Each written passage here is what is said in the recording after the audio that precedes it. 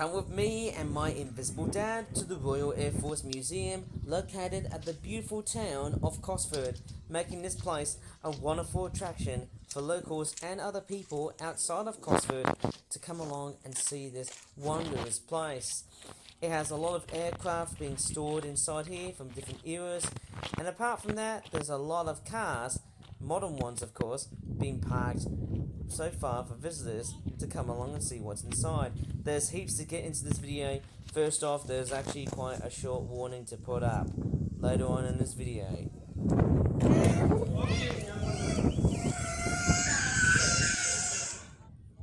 Okay, one of the first cap of the rank of all things to do at the museum is to basically straightforward pay for our parking ticket. And most importantly, it's the most important thing before you start to see more planes and anything else that lies inside the Royal Air Force Museum. I actually came to this place about 15 years ago, and I was actually quite very naive and innocent to actually know about the place, because as a feisty young child, you would either be straightforward visiting the playground, or maybe you want to start become some weird ass show off and just become one of these people who wants to flirt with ladies.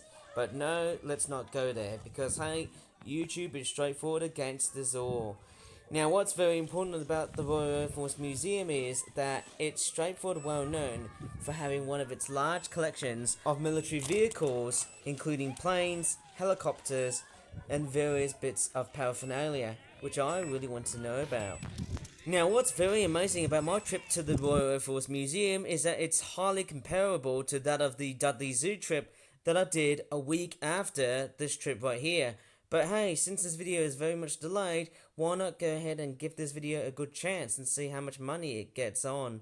Well, I can tell you what, I don't think I'll be banging for buck on making videos like this, other than the fact that I'll be making more in the way of tourism videos than either tour reviews or animations, even vlogs. And gratitude. We've honoured those who gave so much for the freedom we enjoy today, and we've celebrated in the spirit of unity that carried a nation through its darkest hours. A heartfelt thank you goes to the National Standing RAF Voluntary Band Cosford. To all those who served and to those who continue to serve, we offer our deepest thanks. And to everyone here today, thank you for being part of this moment of remembrance and celebration. May we carry forward the legacy of VE Day with pride, unity and gratitude.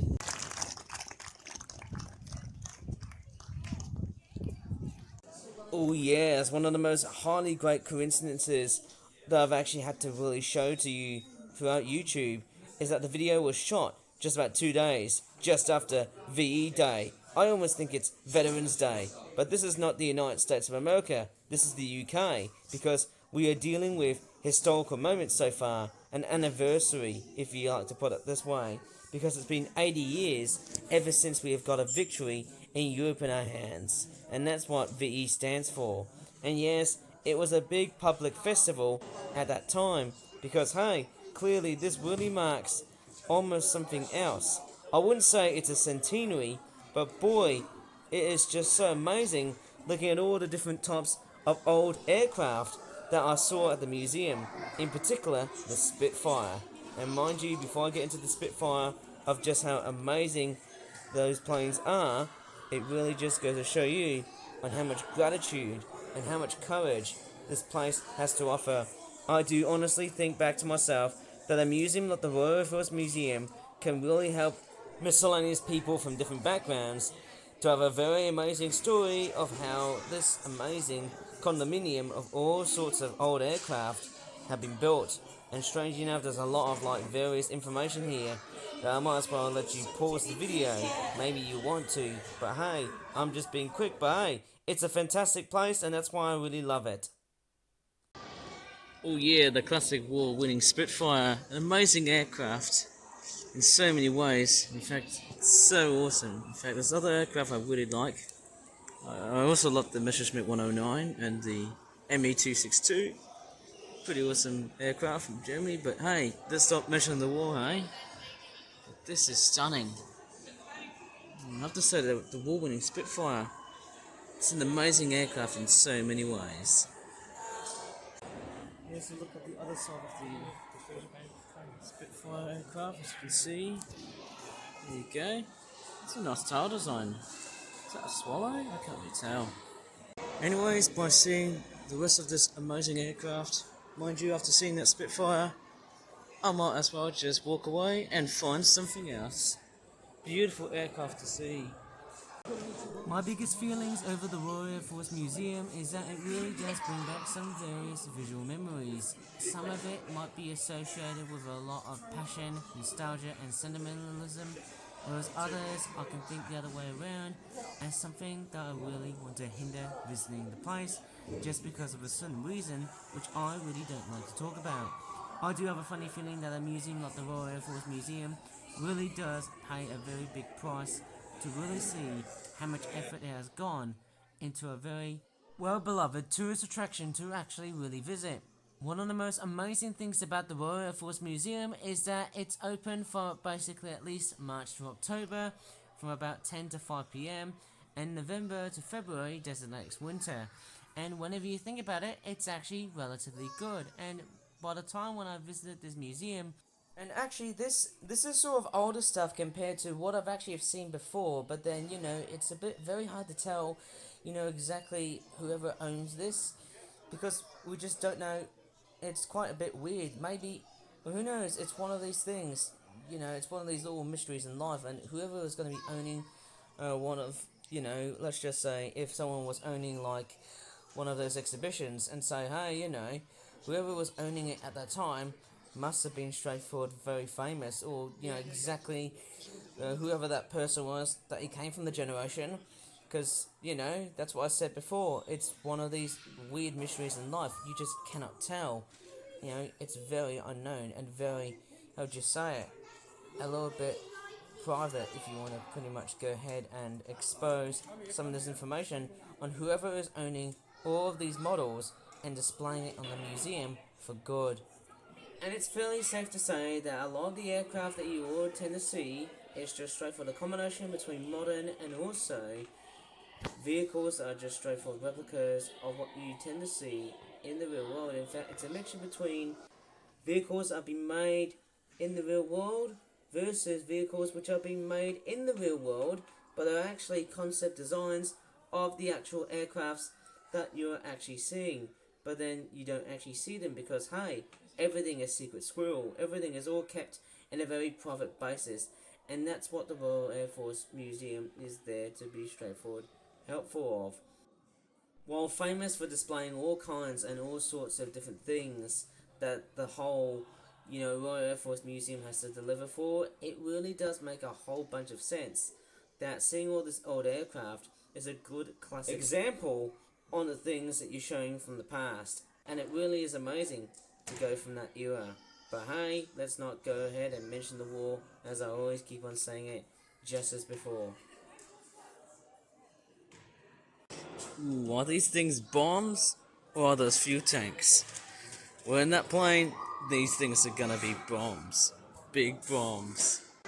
And there's your standard classic aircraft timeline design, and it talks about whoever's aircraft which were designed as bomber, I'd probably say turboprop aircraft because they've got propellers on the front. And as you can see, you can just see a massive timeline of what these aircraft were used for at that time. Most notably, you can definitely see the guts inside of this cabin, and the cabin does look fairly interesting. And I mean, I have to say that, by looking at an old plane, it really does have the lift of what's going on here. Surely enough, planes today won't have the same features as what planes had in the past. But it's very well worthy to note that with the history of aviation, it really plays a very important role here. Mind you, from what I can really say here, the way I'm actually filming those videos on YouTube is straightforward, very, very different comparing to any other YouTuber on the planet. And so as far as I can really say to myself, I'm not going to become one of those smart aleck people on YouTube who just pick off pages from Wikipedia and whatnot. I would honestly read Wikipedia pages when I'm not making videos on YouTube. To be honest, that's something I usually seem to, do all the time. And as I'm walking around the Royal Air Force Museum in Cosford, there's actually quite a lot of immense space for the planes and for the people to make a whole bunch of noise about. What is amazing is the amount of planes that you seem to see across this museum are fairly old, and it really sort of stems ranging from World War One to like World War Two, and also from the present day. It's actually quite a very immense collection of aircraft that you see what's going on. I do know that there's also a Royal Air Force Museum in London as well, but hey, that one's pretty much too far away, so why the heck not? So in that case, hey, it's a fairly fantastic visit if you really like warplanes and other aircraft alike. So yes, this is a very good place for those who are really involved in the aviation history, especially during, times of war. But hey, as I said this before, let's not mention the war, because hey, wars of today are straightforward just as bad as the wars of the past. And really, that's something I can really say upon. But these days, museums are just more than just a commodity to visit, and the way I see it, it's all about learning about the past and what to learn from them. No way! Is that the classic ME262? Oh my god, it actually is! Oh my gosh. The absolutely beautiful and classic ME262. It's just so fantastic for an aircraft. Oh my god, this is just amazing. I'm actually getting mega goosebumps. That and the Spitfire. Once again, it's an amazing aircraft in so many ways. And also look at the jet engine. So breathtakingly beautiful. You can see how it's amazingly built. It's a fantastic jet engine. There's a lot of noise in the background. But hey, let's not mention the war. I do try my best while filming at the Royal Air Force Museum and other similar places alike to keep the noise at bay, especially when it comes to the children. And as I said before, on my YouTube channel, you may always notice that my videos aren't set to kids. Although I do seem to realise that some of my videos on YouTube have got their comments turned off. And I think the YouTube algorithm system. And the way I really say is, one thing to do is that when I'm done with YouTube, I might as well turn off from being away from YouTube. And then once I'm straightforward feeling like that, hey, clearly I feel like I'm missing my YouTube channel just because I haven't made a video for basically 2 weeks, maybe a month or so. Goodness knows how long it will take. It's just wonderful to see what YouTube can do for me. But really, YouTube is now becoming a very pointless site these days. And it's now feeling like it's one of these things, it's always hidden under the table. And with that being said, it's becoming more irrelevant these days to make videos on YouTube than any other social media platform. And I know YouTube has been around for years, but sadly we have seen a complete undertake of, the YouTube algorithm becoming a complete nutcase in the whole site and other whatnot. But hey, let's not go there, because hey, let's talk about some of the much more positive things in this museum. Oh wow, I can't believe it. Is that the Typhoon? That is such a fantastic aircraft. I can see the missiles. Or I don't know what these are. And is that a K9? That's like some sort of front wing, which is relatively smaller than those back wings there. They're quite huge. Quite an impressive aircraft, the Typhoon. I could design a replica of that plane. Maybe in another future tour review. That's a fantastic plane, actually. I love it. Such a fantastic jet. Beautiful. I'll tell you what, I actually like this, along with the Spitfire and also the ME262. Oh wait, is that the Typhoon or is it not? Oh wait, it's not the... I thought it was the Typhoon, but hey, it sort of looks like the Typhoon, but it's not. Okay, let's go for the museum and let's just go through some various facts about this place and what I really like about this place so much. So yes, one of the most interesting things I really like about this place is that there's a huge variety of aircraft from different eras. And what's also amazing is that we get to see old aircraft, but also modern fleet. And what's really amazing is I'm also starting to see various aircraft that also have the ability to travel to basically Mach 1 or Mach 2. Basically thousands of kilometers. I mean, that's very ludicrous as far as I can really say. But hey, it's a fantastic place and I really love it, in my opinion. And of course, yes, as I said before, you can never go wrong with history, especially when you talk about jet engines. That's an amazing factor to behind whoever is actually straightforward responsible creating this museum. It's a fantastic place. And I don't know why I keep on saying it many, many times. But to be honest, whenever I look at all of the different jet engines and all of the different jet aircraft, it's a fantastic sight. And this place was just opened about 7 years ago, around the 1970s. And I'm doing it in a 1970s basis, so just as a bit of a thing to, remind you that the original Royal Air Force Museum in London was opened in 1972. And it seems like that this place here has been, as of today, it feels like as the museum was already open in 1979, I'm making this video on the 10th of May of 2025, which in a sense seems like a long time ago. And to be honest, 19 days ago is not that long at all, although you could probably say otherwise. But, well, it's just an amazing looking thing to, go around and see what's there. It's really amazing. You know, it's also fun for the kids as well too. They seem to love aircraft in so many ways. And thinking back to, well, I can't really tell how old this place is, and it's just been somehow, who knows, I got a funny feeling maybe about roughly, let's just say 45 or 46 years old. So, strangely enough, this museum is straightforward old, but it's not the old original museum as in the one in London. But nevertheless, it seems to display several different types of aircraft, in fact, hundreds of old different aircraft components and other whatnot or paraphernalia. In fact, there's actually quite a lot of different exhibitions that were in this very amazing museum. And as you can see, just how massive the place is.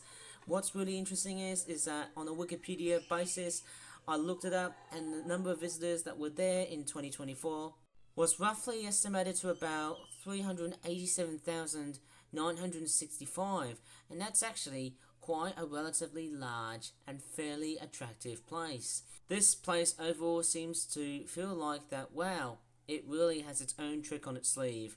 And it's so amazing to see how immense and massive this museum really is. And again, by the looks of it, and it seems like that over the many years it has gone through, there has been a lot of name changes. It was called the Aerospace Museum. In 1998, it was the Royal Air Force Museum, or RAF Museum Cosford, and in March 2022 it was renamed the RAF Museum, or Royal Air Force Museum Midlands, which in a sense sounds a little bit bland because it's actually located in Shropshire. But hey, it's a fantastic site, and really, I do have to really say this again, it seems like I'm spamming out and hollowing out this amazing bit. It's just fairly fantastic as always. It really is well worth the sight. Now, because I'm still walking persistently across through this museum, and because of the absolute amount of noise that was going on, and because of just how large and echoey the place is, it makes it very difficult to restrain and to actually deter noise emitted by children and people alike. It seems like that the place is already very too big for noise to actually spread like wildfire. And again, it takes a lot of video editing prowess to come along and go ahead and clean up all these nitty gritty bits that don't need to be actually heard or to be straightforward seen in this video. And very much so, this always seems to happen in very long, complex videos, especially when I'm actually filming inside of a place where there's a lot of like indoor stuff involved in it too. And while coming to this museum, I definitely just see of how amazing the place really is. And now what's very amazing about the way people display aircraft at the Royal Air Force Museum is that they use mounts or even cable wiring to hang the aircraft like so. And it's amazing to see why people have came along with some very engineerative ideas to display both real and replica aircraft of what they were used back then in the past. It seems like that most of the planes do look actually real, but some of them do seem to be replicas of the real thing, meaning that the airplanes aren't actually the real aircraft as what you might think of. And thinking back outside the square on just how much time and how much prowess and how much, convolution it must have gone through to pretty much get these things straightforward developed on the site and to be displayed on the site, it takes a lot of very arduously large planning to get through on how these things are being displayed. And the pinnacle of displaying is that you need to have a very large amount of space to cover, and also with that large amount of space comes with a very huge factor on how much space do you really want it, where do you think your item is going to be displayed on, in so many levels, or how is it going to be controlled, how is it going to be exhibited. And in that case, it's really, the best part about running a museum is that while it's straightforward, free, I'd honestly suggest, hey, to come to this wonderful museum, it's well worth the while to think back to yourself, well, let's just say, make things book in advance, because that's how everything's coming up into. And I tell you what, after going to the museum, I was almost dead tired, but it was well worth the while to just see all different components and different aircraft paraphernalia of what was going on inside the museum. I'll throw in some more dialogue here, and clearly by the time I was editing this whole video, unfortunately the video editor decided to play up, and recently my video editor decided to crash, and I nearly lost all the footage as I was making this whole video and putting it all back together. And it seems like that this was, strangely enough, one of the most horrendously, in fact, one of the most stupidest things I've actually have encountered so far. And the way that my video editing software has been like, it has been almost very hard to manage. In fact, it seems like that if the program really wanted to stop working, it really didn't want me to continue on my job of becoming an advocate video editor. Anyways, I'll let you just see what's right in front on screen there. Here we go.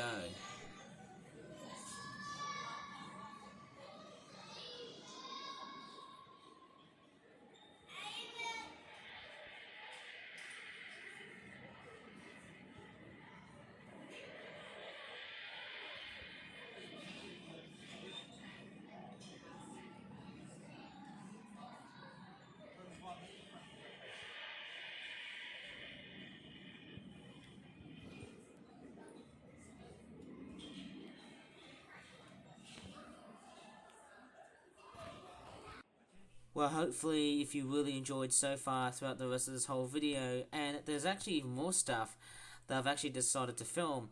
And what's really amazing is about the Royal Air Force Museum, it's more than just being a very typical museum featuring aircraft and whatnot, and the restaurants and shops are fairly a very good eye candy sort of bonus thing that you put up in museums and whatnot. But what's really fairly amazing and outstanding about museums of today is, back in the good old days, we used to straightforward seeing, bland podiums of artwork, but it seems like nowadays, because technology has straightforward advanced, and with the help of artificial intelligence, it seems like, basically everything is becoming, augmented reality wise. It seems like augmented reality has made everything a lot much more connected and easier for people to straightforward become very knowledgeable.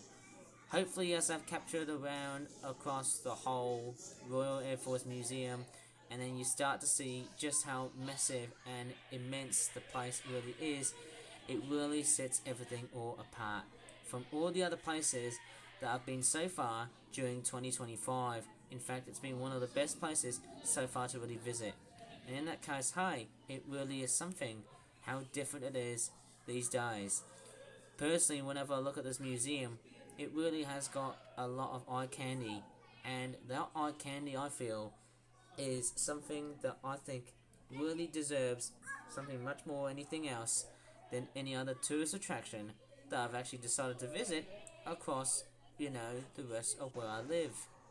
And thinking back to the minds of what AI has done to our livelihoods these days, is this really the sort of knowledge are we going to be really getting comparing to, well, let's just say knowledge that we have these days? Is this the sort of monster that we're really going to be straightforward getting into?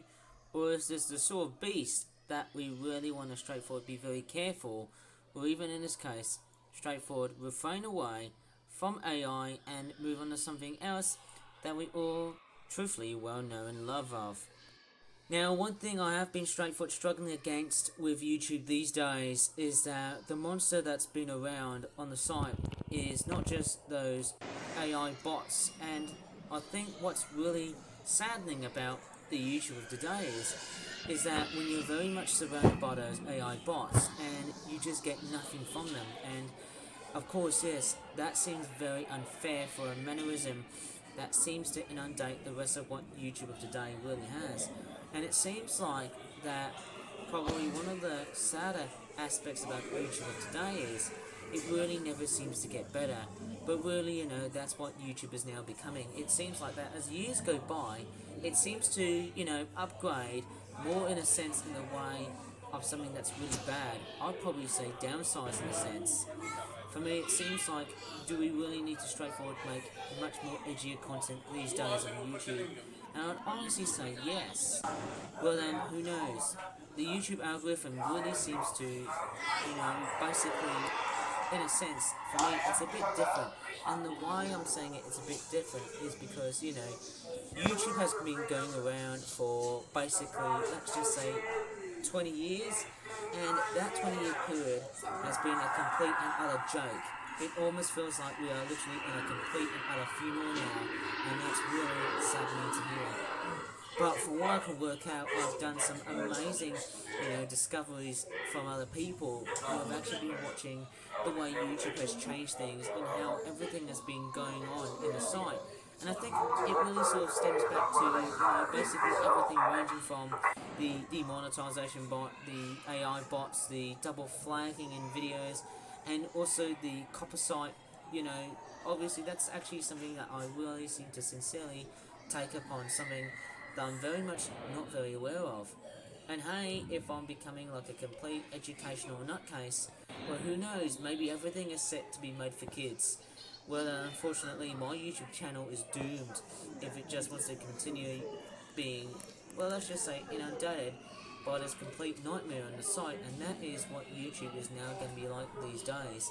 Personally, I don't think the site is going to get any better. I'm pretty sure it's going to get worse, and by that time, it really is going to probably put a strain on people's eyes and other people's brains. I'm sort of thinking, how can we combat in the site these days to make really valuable videos that have a lot of more meaning into it and also have the ability to, basically, oh well. It seems like these days there's just so many, strains, but then there's also a lot of vigilancies that you also have to take cover into. Because really, as we grow up and then as we start to, basically make videos on the site, put up this way, you won't be pretty much seeing, 24 something years old covering videos about going to museums and how everything works in the museum. It's pretty much something I might never ever want to do. And to make a video like this, it really costs a lot of effort. It also costs a lot of money, and it also takes a lot of time to get a lot of good stuff. Really YouTube today, especially the revenue, it's becoming rubbish these days on the site. But really, what else do you want more than YouTuber today? It really is shafting, as far as I'm not that concerned. Or should I just say, as I'm fairly concerned with these days. But really, I haven't got that many subscribers, nor the fact I haven't got that many views on the site. I'm just a guy who makes videos up to about, basically I'm just thinking about making up to 1,500 videos. And maybe that could be a potential goal for my YouTube channel, to just see how good and or bad it is to get a far better return on making videos. I mean, I might as well just wait for at least 2 to 3 years to just see that better return of making a video that is becoming relatively popular on the site. It seems like that, as I said before in previous videos, it's actually very hard to become very popular on the site. And the reason why it seems very, very hard to become so popular these days on YouTube is all those things that I've been reciprocating against. And all the things that I've been reciprocating upon is just the way on how, basically everything is like these days. Clearly, I think what really seems to be the new reciprocal factor on what YouTube is like these days is that, the one problem is that being popular on the site is now becoming very hard. Now, the reason why it's becoming very hard on the site is, one, you're gonna attract the wrong sort of people. Obviously, that's the most important thing about being popular these days. Support the government. Insurgents are supported by the US, UK, China and Muslim states, including Saudi Arabia and Pakistan. The Soviets retreat. The enormous cost and unpopularity of the war in Afghanistan contributed to the collapse of the Soviet Union's economy and the end of the Cold War in 1991. The conclusion of this titanic ideological struggle might have led to a new era of international stability. This has not proved to be the case. In 45 years of Cold War, the USA and the Soviet Union avoided direct confrontation. Yet national, ethnic and tribal conflicts continued remorselessly all around the world. Combatants were often supported by one of the superpowers as the clash of ideologies resounded throughout nations. Some are featured here, but there were many more. After decades of fighting, the final phase of the war results in victory for Mao Zedong's communists. Okay, as I'm walking away from the site, which had a lot of very weird visual dialogues and other whatnot and blah blah, and thank goodness I've escaped the little kiosk that has a lot of like exhibitional dialogue involved in it too. I think the best part is that I've just straightforward steered myself very clear because of copyright infringement, and in that sense, hey, you know, that's a really good thing. And the best part is try to make something that is very much unique than what other people are doing, and that's something I've been straightforward been able to do, not just toy reviews and other video genres. It seems like that, hey, making videos about tourism for me has become the complete hotspot for me on my YouTube channel ever since 2024 or maybe 2023. It seems like that the new norm these days of what YouTube has been like has really put in a complete toll. But nevertheless, it really seems to, you know, have elevated me at the same time on what I can produce, on what really works on the site versus what really doesn't work on the site. It seems a fairly fantastic place to really straightforward get into. Anyways, as I'm walking around across the Royal Air Force Museum, taking a look at the last remnants of all different types of aircraft that I'm seeing in the museum. And what's really amazing is, at the new end of this Cold War exhibition are some amazing shopping areas. And what really caught my eye are the Airfix Brit kits. They're absolutely ritzy, but hey, I've seen a lot of YouTubers covering them. It's fairly fantastic. And hey, it all looks good. It sounds like a really good place to visit, especially with all this stuff being covered. I'd love to do one. I just really love to see and how everything is like for the whole toy industry to really cover of what my YouTube channel has become relatively savvy for. Okay, let's go through something else. So there's actually quite a lot of different models. There you go, there's some of those amazing expensive Airfix kits. These are fantastic. Let me take the Spitfire ones. What country was it made in? Quite curious, do you know where is it made in? I don't know where it's made in. Oh look what it says. If I have a look right over on the back, on the bottom part of the packaging, look what it says. If I get the camera to focus, it says made in India and in the UK. There you go. Beats China to a new level. Well done, Airfix. Well done, Mr. Airfix. Let me just see other aircraft, which in fact they're actually quite good. There's the Typhoon. And wow, that is a lot of aircraft kits. I'm quite curious on how they're well made. Let's take the Typhoon. Oh, okay. Made in India and the UK. How fantastic is that? Let's look at the Messerschmitt. Country is it made from? Oh, that's interesting. I don't know if I can see the actual country is it made in. Bit puzzled on this one. It could be made in China, but I don't care. Because hey, toy companies don't always seem to really be kind to me. Maybe they do, maybe they don't seem to be. Oh, same here, same old stuff. I love it. And what is that? A giant Spitfire. I wonder where this is made in. Quite curious what country is it made in. Oh, it says made in China. No surprise. But there you go. Few sorts of Airfix kits. Oh, I can tell you what, after seeing all those Airfix kits, especially the brick building toys, they were really fantastic to look at. And I would love to straightforward do a review on these things, but they're really expensive. That's what I've actually have heard. And one thing I might have actually missed out on looking at all of those Airfix kits that I saw at the Royal Air Force Museum, I actually have seen them in various stores like Aldi and Lidl. And mind you, they do sell toys. You might be thinking, hey, those discount stores don't actually sell toys. But hey, they actually do, which is actually quite relatively strange, considering I'm banking on the fact that Airfix does some amazing things for their wondrous company. And amazingly, the Airfix company has done a lot of amazing stuff along the way. And what really seems to be one of the most fascinating things about the Airfix company is that it really had a long history of modelling aircraft. And apart from modelling aircraft, it really makes me think about going back to hobby stores.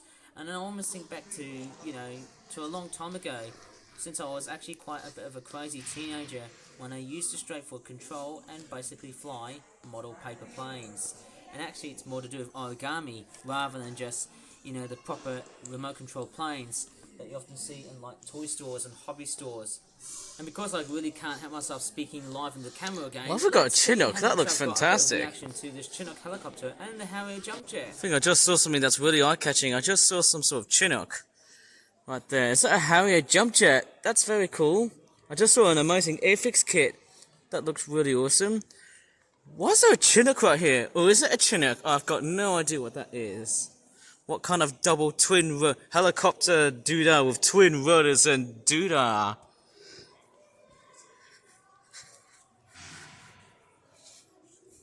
Oh yes, it is a Chinook. And there's the other side right here of this beautiful looking copter.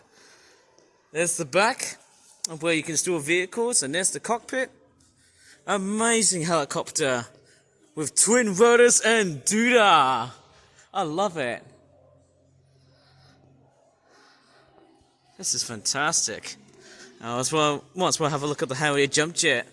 Fantastic piece of aviation industry, or should I just say, both of these are amazing masterpieces. Oh yeah, you That's really cool. have to look at the very impressive looks of this Harrier jump jet. And speaking about Airfix, what's really amazing with their brick kits is there was one other product which I really wanted to chase down, and I think it was some sort of Airfix Apache helicopter toy. And having an Apache helicopter toy would be fairly amazing, even in brick kit form, as dorky as they are.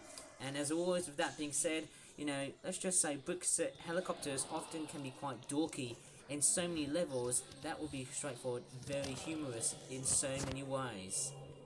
And I tell you what, I'm almost straightforward bogged down to this amazing stuff that I've seen in the museum, that being the Royal Air Force Museum in Cosford. And strange enough, this video took a long time for it to be produced. And the reason why I'm making these types of videos now is because this week I'm actually going to be focusing and shifting away from videos that I've made so far from today. And I'm basically straightforward only focusing on videos which have already been captured from a very long time ago, or even in this case, videos which haven't been uploaded onto the site. And it's sort of really shocking to think back to myself, hey, I can just go backwards in time, and now I can just literally go forwards in time as well. Delayed videos, they really do have their place. But on hey, the let's planet turn off as voiceover always mode on because I YouTube. really want to know about jet engines. Oh wow, that's a fantastic engine. A Rolls-Royce Derwent. I sort of hollowed this one out because I do mention alongside of it, if I track across, not sure if I might be able to find the Rolls-Royce. Oh, there's another Rolls-Royce Derwent. That's beautiful, that one. I was trying to find the Rolls-Royce Dart, but I don't think they have it, sadly. But hey, without being so down in a sense, the Wikipedia page has actually told me that the Royal Air Force Museum has got an actual Rolls-Royce Dart. And what's really surprising is that the Royal Air Force Museum has actually got very weird 2D mannequins of famous people. It looked a bit eerie, scary and creepy, but hey, it was something to get yourself very convinced to designate the era that we are really in.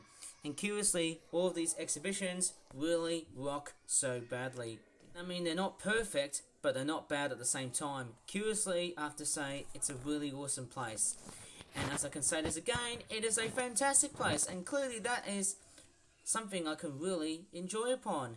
Making videos like that is the complete purpose of what I got for today's stupid YouTube. And there's nothing wrong about me making a certain video on the site which would be straight for double flagged or double hit, or even in this case, made for kids. Which, hey, it is something I really want to avoid into. Many people have asked me about the Royal Air Force Museum and say, hey, how was your trip back then? And I would say it was very relatively good, considering that I would have actually came there as basically, maybe a 15-year-old boy. It would have been a very much totally different experience. And hey, I was just straightforward independent. I was there with my dad, but I just couldn't really show it onto him because, YouTube these days doesn't allow this sort of thing. I'm actually being very aware on how everything is all taken up into, all these sort of things, and just seeing how long videos sort of make. I don't know, it's just how it is. So anyways, that is it, the Royal Air Force Museum. So tell me your thoughts about this wondrous looking place. And I'll tell you what, comparing this place with the Dudley Zoo trip that I did, basically, I'd actually say about a couple of weeks later, in fact 1 week later, it really seems to have elevated and changed the way I go ahead and do tourism these days. Clearly, I'm looking forward to doing more of this sort of stuff this weekend. But right now, I'm currently on a situation where I'm only going to be making videos which are pretty much filmed from basically, I'd actually say videos before this week happened. The week before the 1st of June. And I'm actually sort of thinking I'm only going to be focusing on videos which haven't been uploaded for a very long time. Even if I have to really endure such a very arduous week without even making a new video, it feels like it's not even worth a cent going there. But hey, it's straightforward, very worthy to note that delayed videos do have their place on the planet, as far as I can say again. Anyways, if you really enjoyed so far in this video, I really do apologise for the complete delay that this video has actually taken to make. And I hope you've understood this, because it's not been very simple to produce an elaborate video like this on YouTube. And as far as I'm not concerned, or should I just say, as far as I'm concerned, I don't know how much time have I just been putting up. In the end, it's one of these things, to make a video back, the video and the menu reviewing process really don't seem to care. But then hey, how could you really straightforward acknowledge that a video is straightforward being, performing this good? Well, let me just say, think of it outside the square. I mean, I won't be able to get much far better returns of what YouTube has to offer these days. But, I think the best thing to get a head around is, to get a far better return. It's possibly the best way to get these sorts of things and to get a bit of a positive feedback on the site. I'd really straightforward think about understanding on what's actually very good on YouTube versus the opposite, because without even following what YouTube really does for their own site, it really is what it is. So if you really want to be straightforward, much more savvy on making videos like this one on YouTube, please straightforward tell me your thoughts about how good is it to make videos on YouTube and how the site has become a complete hellhole. Anyways, with that being said, I might as well just leave the video. Please give this video a very good like and subscribe for more like videos in the future. As always, thank you so much for watching, and with the amount of time and effort that I've produced so far, I'm really sorry for taking so long. And it's been so long, I've never ever had the chance to produce wondrous content for a very wondrous company, which has now decided to turn into a complete shite site, and I'm being very aware of the language that I use these days. Okay, that's it for this video. Thanks for your time again, and I'll see you in the next one. Goodbye, good luck, and thank you. And oh yes, by the ways, I'm only going to be focusing on videos which haven't been uploaded just before this week. That being, well, let's just say the 25th to the 31st of May.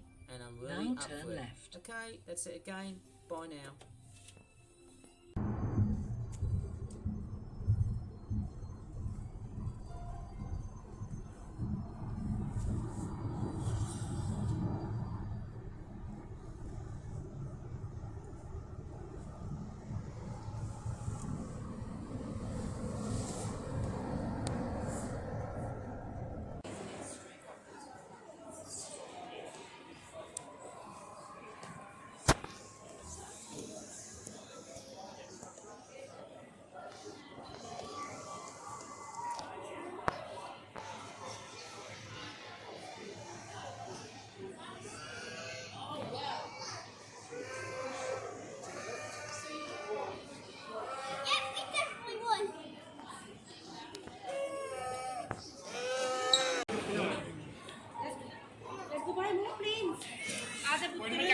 Level पे ठीक है हाँ हाँ चलो okay